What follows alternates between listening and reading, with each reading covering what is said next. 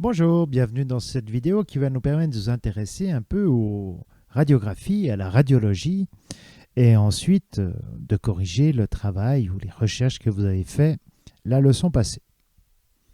Tout d'abord, qu'est-ce que la radiographie? La radiographie est un moyen de voir à l'intérieur du corps les éléments les plus denses, c'est-à-dire l'ossature. On bombarde donc le corps humain avec des rayons X. Certaines parties de ces rayons X vont être arrêtées dans les os et une autre partie va traverser le corps, les corps mous.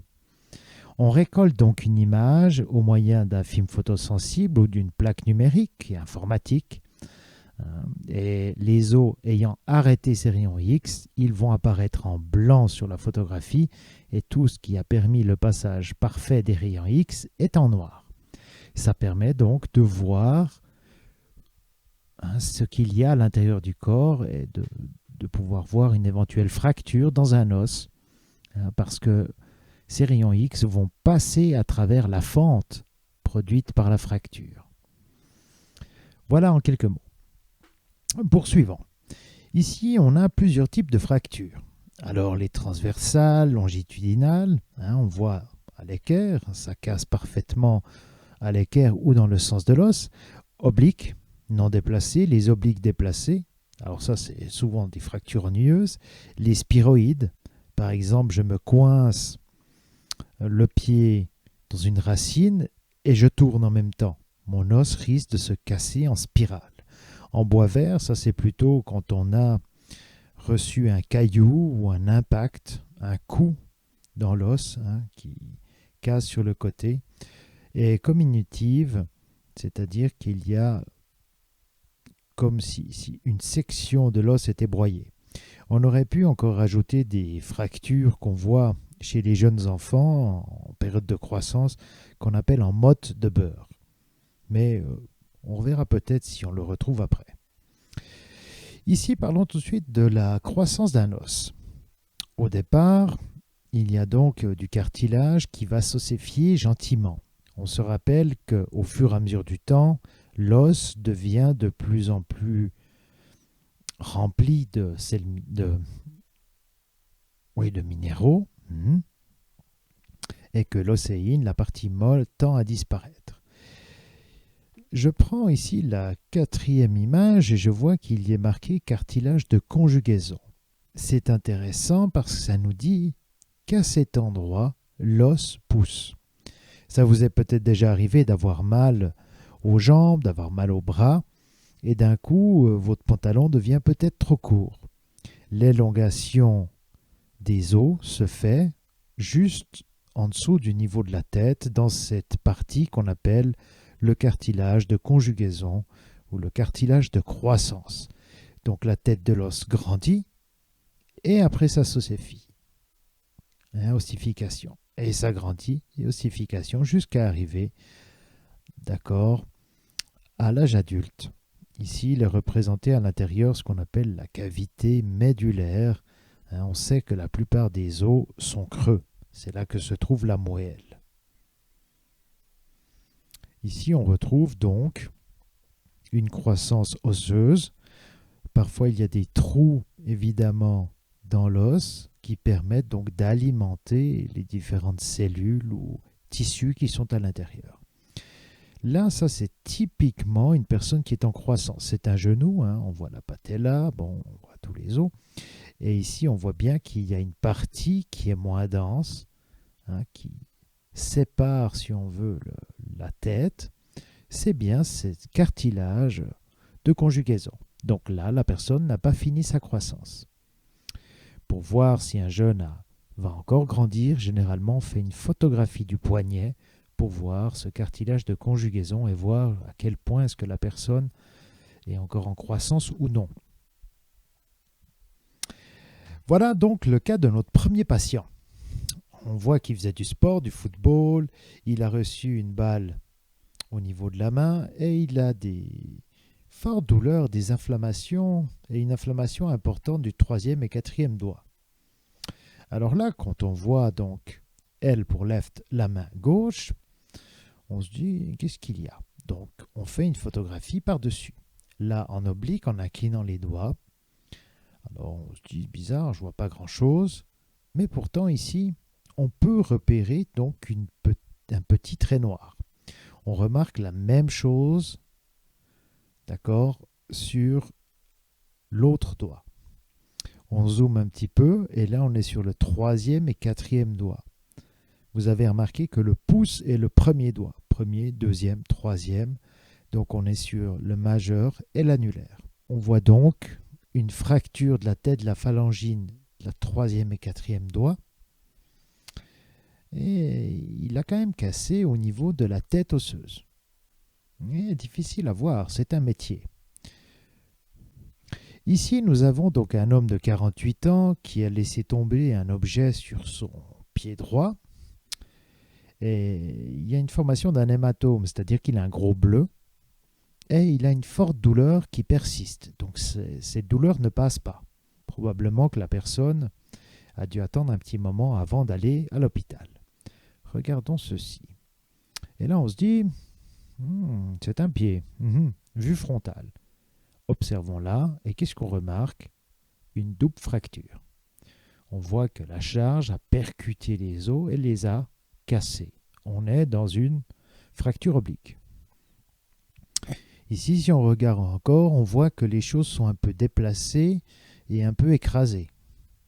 On regarde ici un peu d'une manière oblique et on voit encore cette double fracture. Regardez, ici on voit un peu la cavité médulaire. Fracture, deuxième, troisième tarse au niveau du pied. Patient 3. Un homme de 45 ans qui chute sur une main et forte douleur et déplacement. On voit directement qu'il y a une luxation de la cinquième phalange. Ça signifie que les os ne sont plus en place et ne forment plus donc une articulation cohérente. Alors là, tout de suite, on se dit « Ah, ça pique !» Évidemment, on a tout de suite remarqué que la position du petit doigt n'est pas juste là, de l'auriculaire. Alors là, on voit qu'il a une question, il lève le doigt. Doit être un peu douloureux. Là, en oblique, même chose. L'idée est de regarder s'il n'y a pas une cassure en plus de la luxation. Bon, anesthésie locale et remise en place de la luxation. On va tirer sur le doigt et remettre en place les os pour que l'articulation soit à nouveau cohérente. On va faire de toute façon une radiographie de contrôle, voir s'il n'y a pas des éclats ou quelque chose qui serait perdu dedans. Première radio. Il lève de nouveau le doigt. Et là, on remarque un petit défaut. On zoome et on voit qu'il y a donc un petit éclat au niveau de l'articulation. Fracture de l'auriculaire, tête de la phalangine.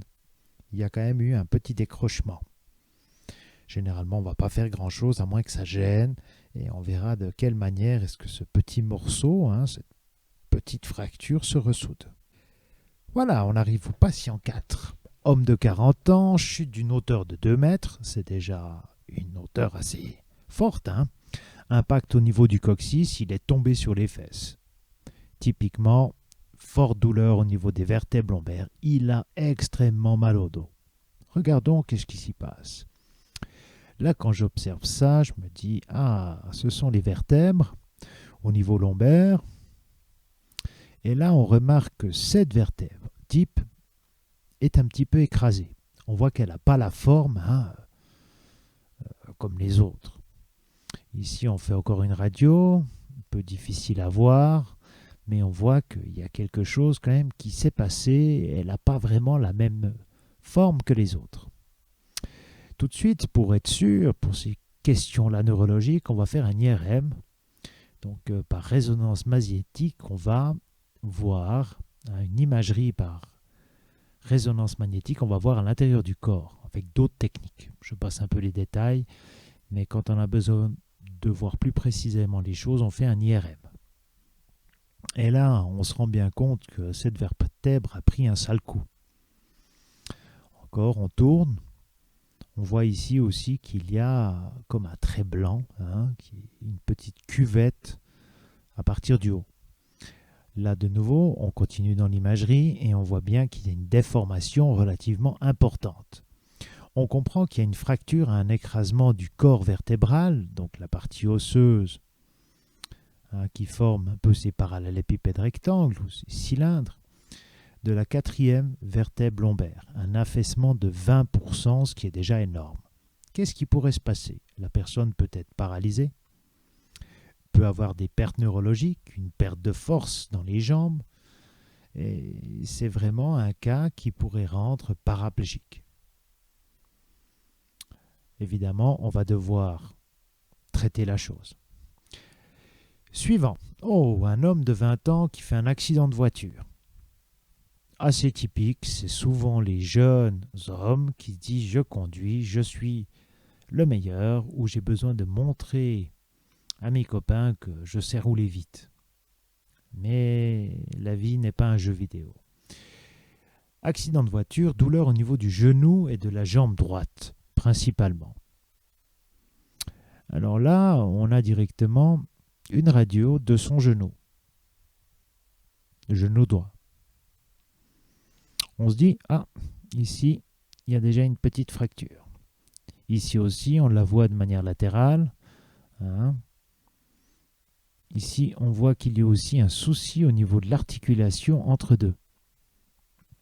Et là, on se dit qu'il y a donc une fracture avec avulsion. C'est-à-dire que si le genou plie dans l'autre sens, il est fort probable qu'il y ait un décrochement sur la tête du tibia, ce qu'on appelle une avulsion. Ici, nous avons les ligaments croisés. Et si on tire trop dans un sens, ça risque de faire une cassure.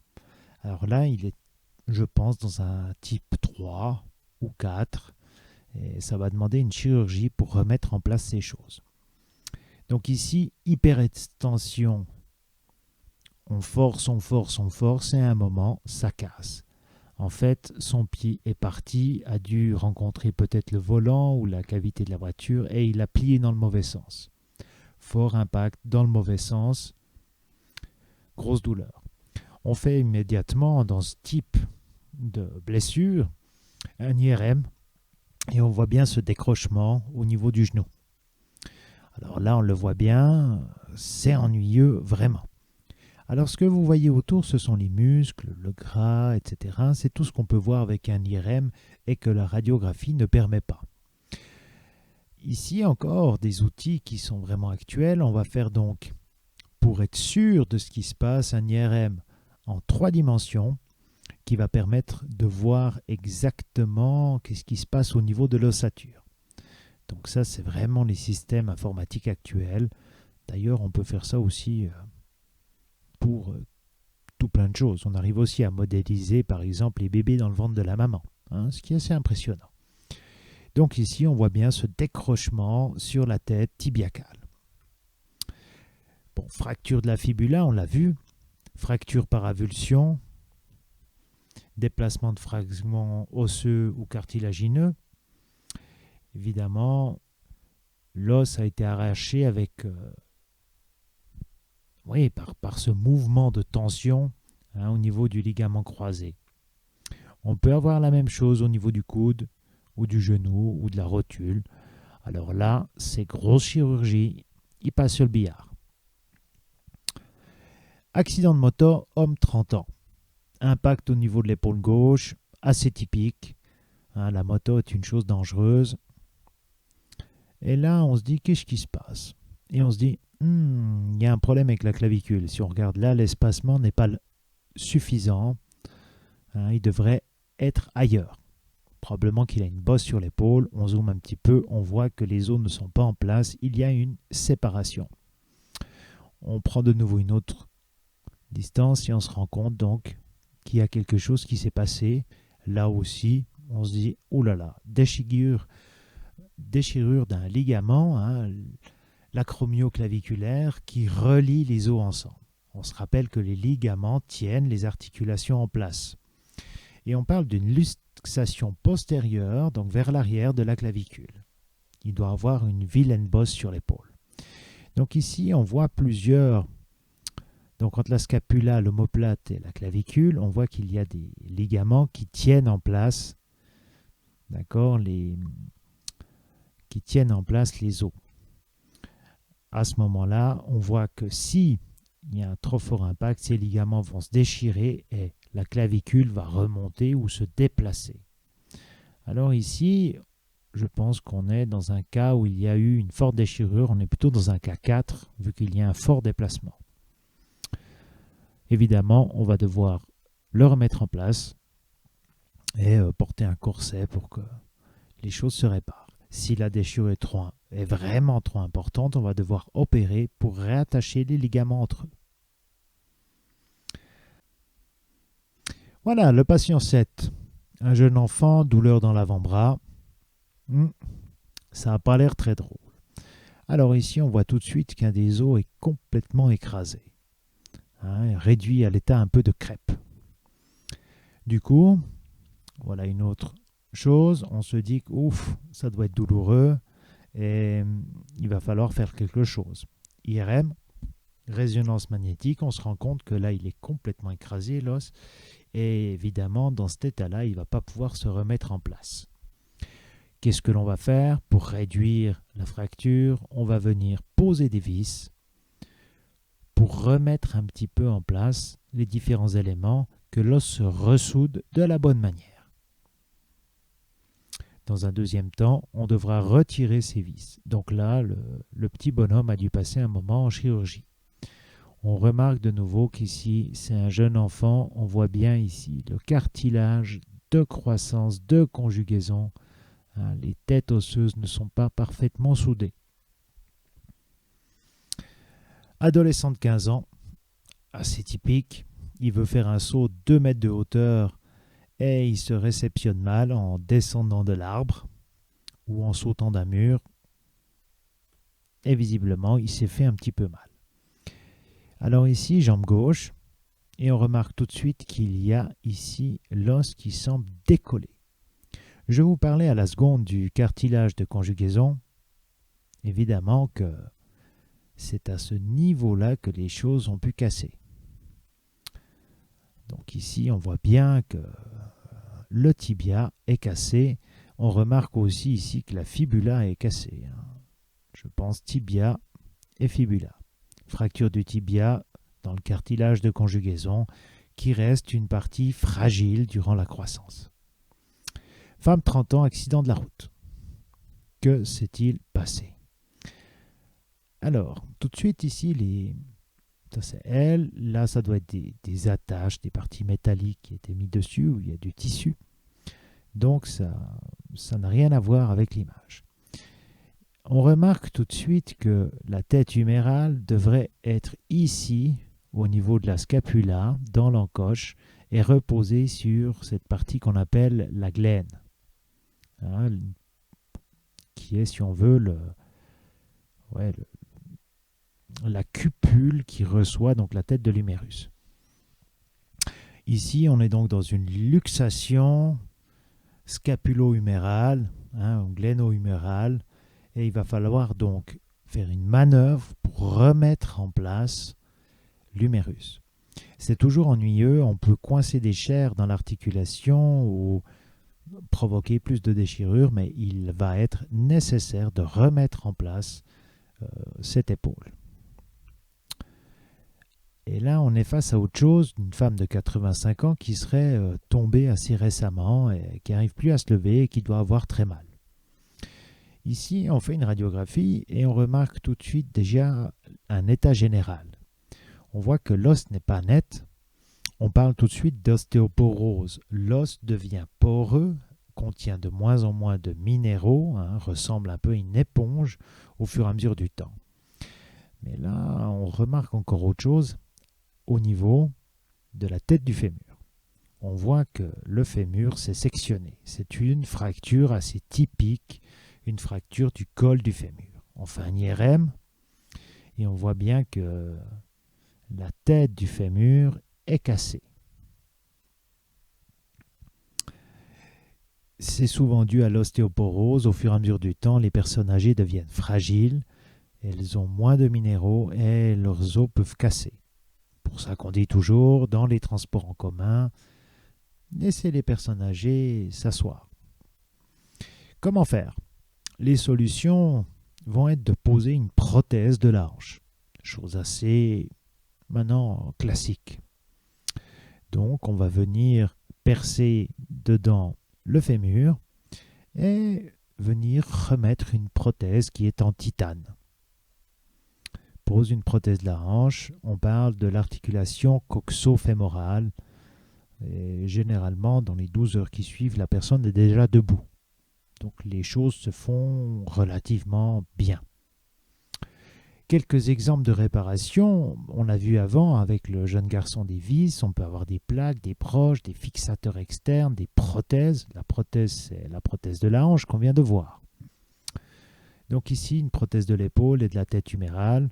On voit qu'on a refait les choses, mais on a dû aussi recomposer ici la tête de la glène. Donc ici, on a deux types de prothèses, la sphère pouvant être ou sur la scapula ou sur la tête du fémur. Ici, on retrouve donc les prothèses du genou. D'accord? Qui sont de nouveau des... On est un peu dans de la menuiserie, j'avoue, quand on fait ce genre de choses. Ici, fixation des vertèbres cervicales. Si il y a trop de compression, on va devoir poser des plaques et des vis pour garder un espace suffisant entre les vertèbres. Donc là aussi, si c'est abîmé au niveau du cou, c'est vraiment quelque chose de dangereux. On peut devenir tétraplégique très très rapidement. C'est vraiment des gros accidents. Ici, fracture du radius, un plaque et vis. Donc ça, c'est assez typique. On va devoir relier les différentes parties de l'ossature ensemble pour qu'ils tiennent. Ici, fixation de la clavicule, donc une fracture de la clavicule. On avait vu, nous, une luxation. Et on va placer une plaque, des vis, tout ça en titane. Et lorsque l'os sera ressoudé, on pourra refaire une opération pour enlever les différentes plaques et vis. Fixation du fémur, plaque et vis. Je pense qu'ici, nous avons un tuyau qui a un drain pour pas que des liquides restent autour et qu'il y ait un œdème ou que ça grandisse. Regardez de nouveau, cartilage, de croissance, de conjugaison, c'est donc une personne qui n'a pas fini sa croissance. Ici, de nouveau, grosse fracture au niveau de la colonne vertébrale, avec encore ici des systèmes qui permettent de garder un espacement. C'est vraiment une chirurgie hyper complexe. Il y a encore 50 ans, je pense que la personne aurait été handicapée à vie. Mais voilà, un peu compliqué. Ici, on est sur le 5e métacarpien et on va juste venir mettre un morceau de métal pour que les plaques ou les deux éléments puissent se ressouder comme il faut. On est donc face à une broche. Alors là, cette main a été vraiment abîmée. Donc là, on va devoir mettre des broches, des vis, des plaques. Alors là, cette chirurgie-là a dû prendre un temps vraiment impressionnant. La main a dû être vraiment fracassée dans quelque chose. Je lui souhaite le meilleur pour sa récupération.